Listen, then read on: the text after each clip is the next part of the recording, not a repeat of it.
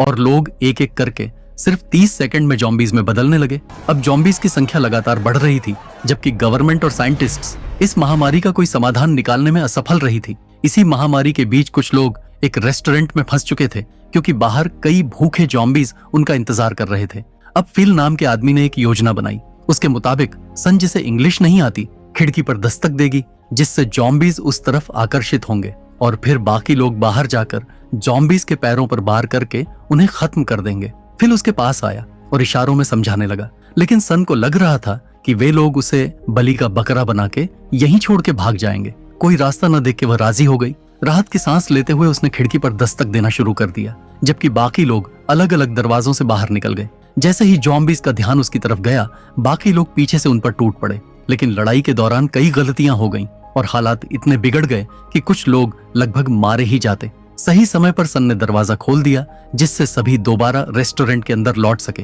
अंदर आते ही माहौल तनावपूर्ण हो गया। कारमेन ने आरोप लगाया कि फिल ने योजना के मुताबिक ज़ॉम्बीज के घुटनों पर वार नहीं किया, जिससे सबकी जान खतरे में पड़ गई। देखते ही देखते सभी एक दूसरे पर दोष मढ़ने लगे। तभी फिल ने कहा कि ज़ॉम्बीज को खाने का लालच देकर भटकाया जा सकता है, लेकिन इसके लिए किसी एक को चारे की तरह इस्तेमाल करना पड़ेगा। हालांकि उसने ये नहीं बताया कि वह कौन होगा। इसके बाद फिल कपल से अलग जाकर बात करने लगा और फिर विलियम को भी अपने पक्ष में करने की कोशिश की, लेकिन विलियम उसकी असली मंशा समझ चुका था और सन को बलि चढ़ाने के बिल्कुल खिलाफ था। उसने सन को बचाने का फैसला लिया। मामला इतना बढ़ गया कि टीम 2 हिस्सों में बंट गया और लड़ाई की नौबत आ गई। हालांकि कोई भी पहला कदम उठाने की हिम्मत नहीं कर रहा था। इसी बीच सन की नजर फिल के हाथ पर मौजूद एक घाव पर पड़ी और उसने इशारे से विलियम को बताया। विलियम भी तुरंत सतर्क हो गया। फिल ने सफाई दी कि वह बस कहीं टकरा गया था और जल्दी से अपनी आस्तीन खींचकर चोट छिपाने लगा। उसने सन को झूठा साबित करने की भी कोशिश की, लेकिन जब उसने विलियम पर हमला करना चाहा,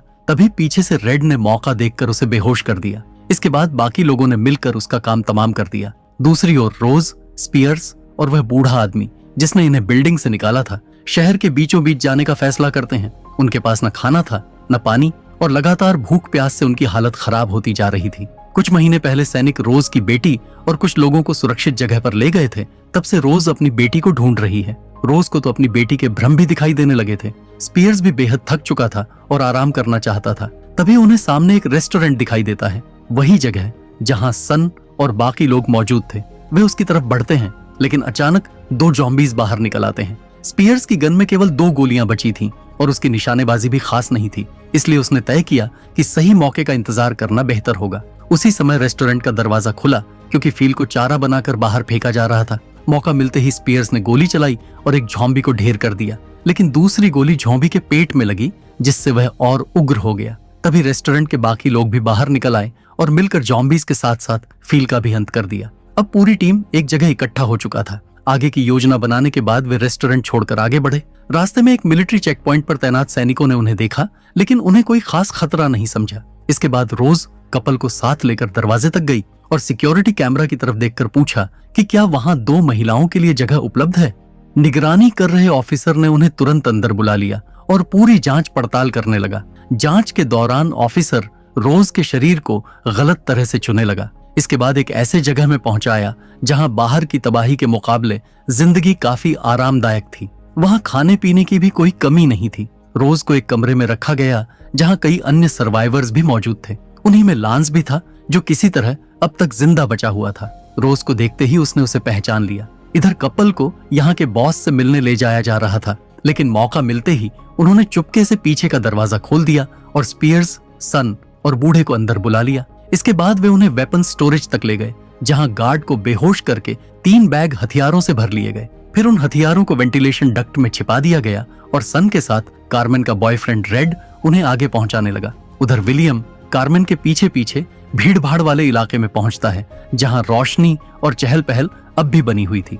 दोनों चुपके से पावर हाउस में घुस जाते हैं और विलियम सभी स्विचेस बंद कर देता है। पूरा इलाका अचानक अंधेरे में डूब जाता है। इसी अफरा तफरी में कारमेन एक आदमी को मार देती है, जो कुछ ही देर में ज़ॉम्बी बन जाता है। देखते ही देखते भगदड़ मच जाती है और कुछ ही पलों में वह रंगीन माहौल एक डरावने नरक में बदल जाता है। इस हंगामे का फायदा उठाकर रोज और लांस बाहर निकल जाते हैं और रास्ता बंद कर देते हैं। वहीं स्पियर्स को एक सोल्जर की की मिल जाती है, लेकिन साथियों का इंतजार करने के बजाय बाहर का दरवाजा बंद करके वह तेजी से वेंटिलेशन डक्ट की तरफ पहुंचता है। डक्ट के भीतर से हथियारों से भरा पैकेज नीचे गिरता है और साथ ही सन की मदद की आवाज सुनाई देती है। पता चलता है कि वेपन्स पहुंचाते समय रेड घायल हो गया था और अब ज़ॉम्बी में बदलकर सन पर हमला कर रहा है। ठीक आखिरी पल में स्पीयर्स उसके सिर में गोली मारकर उसे खत्म कर देता है। हालांकि जिन हथियारों को बाहर निकालना था वे डक्ट में ही फंस जाते हैं। इस बीच बचे हुए लोग उस जगह को छोड़कर भागने लगते हैं और रोज की टीम फिर एक जगह इकट्ठी हो जाती है। वे हथियार लेने ही वाले थे कि अचानक ज़ॉम्बीज वहां पहुंच जाते हैं, लेकिन तभी ऊपर तैनात सोल्जर्स गोलियों की बारिश कर उन्हें खत्म कर देते हैं। सोल्जर्स स्पीयर्स की यूनिफॉर्म देखकर चौंक जाते हैं। वे उसे पहचानते तो हैं, लेकिन उसे वहां देखकर हैरान रह जाते हैं। इसके बाद वे टीम को एक सुरक्षित रास्ते की जानकारी देते हैं जो वेयरहाउस के जरिए सिटी सेंटर तक जाता है। सभी लोग एक कैंटीन में पहुंचते हैं। रात हो चुकी थी और आसपास कोई ज़ॉम्बी नहीं दिख रहा था, इसलिए उन्होंने रुकने का फैसला लिया। रोज आगे बढ़ने की बात करती है, लेकिन उन्हें बताया जाता है कि अगले 4 घंटों में एयरफोर्स सड़कों पर बम गिराएगी, इसलिए बाहर निकलना खतरनाक होगा। योजना ये थी कि अगली सुबह उन्हें दूसरे ब्लॉक तक पहुंचाया जाएगा और सब ठीक रहा तो वे स्टेडियम भी पहुंच सकते हैं, जहां आर्मी से मदद मिल सकती है। इसी दौरान उन्हें पता चलता है कि सबसे पहले डेनवर सिटी पूरी तरह संक्रमित हुआ था और सिर्फ 3 दिनों में ज़ॉम्बीज से भर गया था। उसके बाद संक्रमण पूरे अमेरिका में फैल गया और अब शायद ही कोई सुरक्षित जगह बची हो। यह सच्चाई सुनकर सभी निराश हो जाते हैं, लेकिन उनके पास आगे बढ़ने के अलावा कोई रास्ता नहीं था। अब सभी आराम करने लगते हैं, मगर स्पीयर्स अब भी सतर्क था। आधी रात को अचानक एक अजीब आवाज सुनाई देती है। रोज घबराकर स्पीयर्स को ढूंढने लगती है, लेकिन वह कहीं दिखाई नहीं देता। तब वह टॉर्च लेकर आवाज की दिशा में जाती है और देखती है कि एक ज़ॉम्बी भारी मशीनरी के नीचे फंसा हुआ तड़प रहा है। आगे बढ़ते हुए रोज को बाहर निकलने का रास्ता मिल गया। तभी उसने देखा कि 2 सोल्जर्स स्पीयर्स को घेर कर खड़े हैं। उन्होंने रोज को बताया कि स्पीयर्स कोई असली सोल्जर नहीं, बल्कि एक अपराधी है जिसने उनके साथी को मारकर उसकी यूनिफॉर्म चुरा ली थी। अब वे उसे सजा देने वाले थे। स्पीयर्स के मुताबिक उसे इसलिए पकड़ना चाहा जा रहा था क्योंकि वह उनका एक बड़ा राज जानता था, लेकिन रोज के लिए इन बातों का कोई मतलब नहीं था। वह सिर्फ अपनी बेटी तक पहुंचना चाहती थी। आखिरकार उसने स्पीयर्स का साथ देने का फैसला किया और सोल्जर्स पर गोली चला दी। सौभाग्य से दोनों संक्रमित नहीं थे, इसलिए मरने के बाद ज़ॉम्बी नहीं बने। अगली सुबह सभी ने हथियार और गोला बारूद आपस में बांट लिए। जब साथियों ने सोल्जर्स के बारे में पूछा तो रोज ने झूठ बोल दिया कि वे यहाँ से जा चुके हैं। इसके बाद वह अपनी टीम को कैंटीन से बाहर ले आई। वहीं वह बूढ़ा आदमी उनके साथ नहीं आया और अपने कुत्ते के साथ दूसरी दिशा में निकल गया। यही वही कुत्ता था जिसे लांस पहले रास्ते में देख चुका था। अब सुबह हो चुकी थी और बचे हुए लोग सड़कों पर निकल आए थे। हर कोई स्टेडियम तक पहुंचने की कोशिश कर रहा था। हथियार तो सबके हाथों में थे, लेकिन ज्यादातर लोग लड़ाई का अनुभव नहीं रखते थे और बिना सोचे समझे गोलियां चला रहे थे। धीरे धीरे हालात नियंत्रण से बाहर होने लगे। इसी अफरा तफरी में कार्मेन गंभीर रूप से घायल हो गई और कुछ ही देर में ज़ॉम्बी बन गई। उसके बदलते ही भीड़ में भगदड़ मच गई और टीम के सदस्य अलग अलग दिशाओं में बिखर गए। दूसरी तरफ सन ने गलती से एक व्यक्ति को घायल कर दिया। जब उसे लगा कि वह ज़ॉम्बी बनने वाला है, उसे मजबूरी में उसे खत्म करना पड़ा। विलियम की टांग पहले ही घायल थी, जिससे उसकी रफ्तार कम हो गई थी। फिर एक एयर स्ट्राइक के दौरान वह बुरी तरह घायल हो गया। वहीं लांस, जो अपने भारी शरीर की वजह से तेज नहीं दौड़ सकता था, भागते समय अपना हथियार भी खो बैठा और ज़ॉम्बीज से बचने के लिए गलत दिशा में निकल गया। इसी कारण वह स्टेडियम तक नहीं पहुंच पाया। रोज ने विलियम को साथ ले जाने की कोशिश की, लेकिन उसके शरीर में संक्रमण के साफ लक्षण दिखाई देने लगे थे। आखिरकार भारी मन से रोज ने उसके सिर में गोली मारकर उसे खत्म कर दिया। अंत में केवल रोज, स्पीयर्स और सन ही ज़ॉम्बी भीड़ से बचते हुए स्टेडियम तक पहुंच पाए, लेकिन वहां पहुंचकर वे दंग रह गए। न कहीं ज़ॉम्बीज थे, न गोलियों की आवाज, और पूरा विशाल स्टेडियम सुनसान पड़ा था। ऐसा लग रहा था मानो सेना काफी पहले ही वहां से जा चुकी हो। तभी सामने की सीढ़ियों से एक बच्ची नीचे उतरती दिखाई देती है। वह कोई और नहीं बल्कि रोज की बेटी थी। इतने कोशिशों के बाद आखिरकार रोज अपनी बेटी से मिल पाई। इसी सीन के साथ सीजन 1 खत्म हो जाती है। अब सीजन 2 की शुरुआत होती है।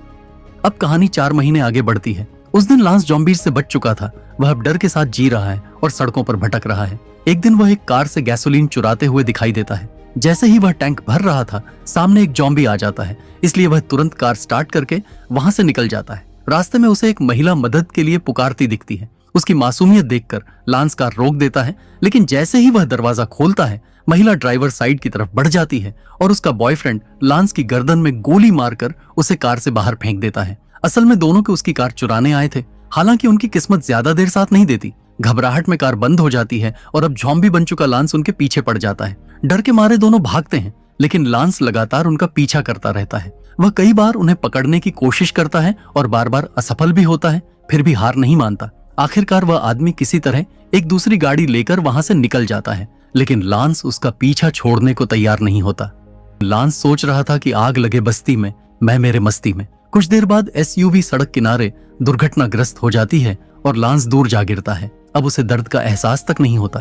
तभी उसे कहीं से कुत्ते के भौंकने की आवाज सुनाई देती है। वहां मौजूद बूढ़े आदमी और कुत्ते को वह नहीं देख पाता, लेकिन दुकान की खिड़की में अपनी परछाई जरूर देख लेता है। खुद को उस हालत में देखकर वह कुछ पल के लिए चौंक जाता है। उसे एहसास होता है कि वह अब इंसान नहीं रहा, फिर भी वह आगे बढ़ जाता है। उधर वह युवक जिसने कार चुराई थी बेहोशी से जागता है। पूरा शरीर खून से लथपथ था। वह एक बूढ़े आदमी से मदद मांगता है, लेकिन उसे साफ तौर पर वहां से चले जाने को कह दिया जाता है। इसके बाद उसे एक पुलिस कार मिलती है जो खुली हुई थी। अंदर चाबी भी थी और एक गन भी रखी हुई थी। उसे लगने लगता है कि शायद अब उसकी किस्मत बदल सकती है, लेकिन जैसे ही वह कार स्टार्ट करने वाला होता है, लांस वहां पहुंच जाता है और उस पर हमला कर देता है। अब अगर आप यहाँ तक पहुंच चुके हैं, इसका मतलब आपको कहानी पसंद आ रही है, इसलिए एक लाइक और सब्सक्राइब तो बनता है। दूसरी ओर दो आदमी एक सुपरमार्केट में सामान लूट रहे थे। तभी दरवाजे पर एक लड़की मदद मांगती हुई दिखाई देती है। वह बेहद डरी हुई और बेबस लग रही थी, इसलिए दोनों उसे अंदर आने देते हैं। यहाँ तक कि उसे पानी भी पीने देते हैं, लेकिन लड़की पानी तक नहीं पीती। मौका मिलते ही वह स्टोरेज एरिया में पहुंच जाती है और पीछे का दरवाजा खोल देती है। अगले ही पल उसके साथी अंदर दाखिल हो जाते हैं। ये लोग रोज, सन और स्पीयर्स थे, जबकि वह लड़की रोज की बेटी ऐना थी। स्टेडियम छोड़ने के बाद से उनके पास कोई स्थायी ठिकाना नहीं था, इसलिए इस बार उन्होंने सुपरमार्केट में मौजूद दोनों आदमियों को भगा दिया और जल्दी जल्दी खाने पीने का सामान अपने बैग में भरना शुरू कर दिया। लेकिन ऐना को इन हालातों से ज्यादा फर्क नहीं पड़ता था। वह सुपरमार्केट में पड़े खिलौनों के साथ खेलने का समय निकाल ही लेती थी। पहले उनके पास एक कार